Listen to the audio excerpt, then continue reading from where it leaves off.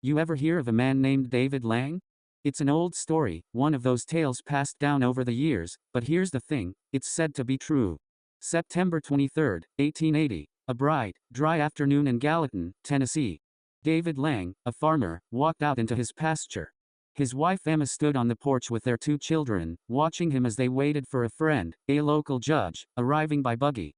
David strolled across the grass like he'd done 1,000 times before. The air was still. The cicadas hummed in the trees. It was an ordinary day. Until it wasn't. Right there, in full view of his family and the judge, David Lang disappeared. No scream, no sign of distress.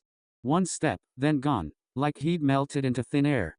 Emma screamed his name. The children ran forward, calling for their father.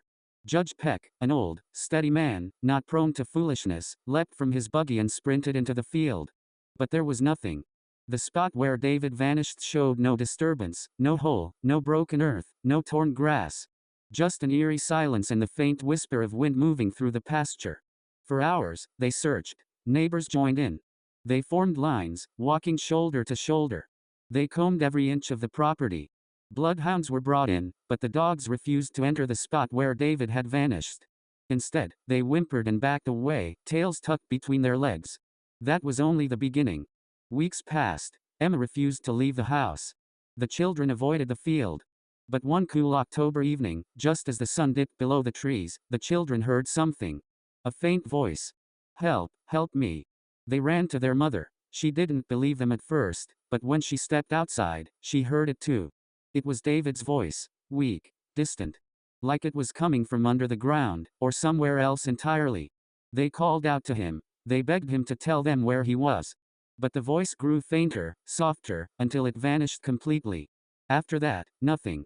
Months later, the grass where David disappeared turned yellow. Then brown. It never grew back. To this day, that patch of land remains bare, a perfect circle in the middle of a thriving field. Locals say the land is cursed. Others whisper about portals, dimensions, forces older than time itself.